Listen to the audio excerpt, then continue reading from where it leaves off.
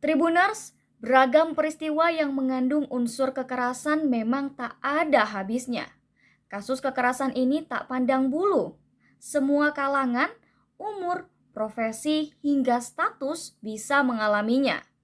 Baru-baru ini nasib tragis menimpa balita umur 2 tahun berinisial GMM asal Kota Depok, Jawa Barat.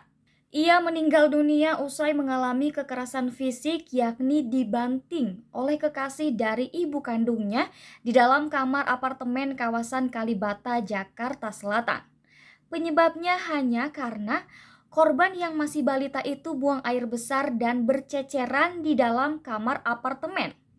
Bukan hanya itu, setelah kasus ini terjadi, sejumlah fakta lain pun terungkap. Seperti biasa, ini bukan fiksi, tapi kisah nyata. Tribun Jakarta akan mengulas kasus ini secara lengkap. Peristiwa mengenaskan ini terjadi di sebuah kamar di apartemen Kalibata, Jakarta Selatan, saat ibu korban, ST, tengah bekerja pada Sabtu 3 Desember 2022 sekira pukul 16.30 waktu Indonesia Barat. Kejadian ini bermula ketika ibu dari balita berinisial GMM tersebut menitipkan anaknya pada kekasihnya berinisial Y karena ia harus pergi bekerja. Menurut informasi, orang tua balita berinisial GMM ini telah berpisah. Sang ayah kandung telah menikah lagi, sementara ibu kandungnya ST belum menikah dan tengah berpacaran dengan terduga pelaku. Paman korban bernama Richard yang tak lain adalah kakak kandung dari ibu korban menceritakan kronologi kejadian. Ketika dititipkan, korban diajak bermain ke Taman Kalibata hingga dibawa ke apartemen oleh pelaku. Saat di apartemen, korban buang air besar dan ternyata berceceran ke lantai karena saat itu korban tidak mengenakan pampers. Melihat hal itu, pelaku pun langsung merasa kesal hingga dengan tega dan sengaja membanting korban ke lantai. Korban pun mengalami benturan yang sangat keras dan terluka pada kepalanya.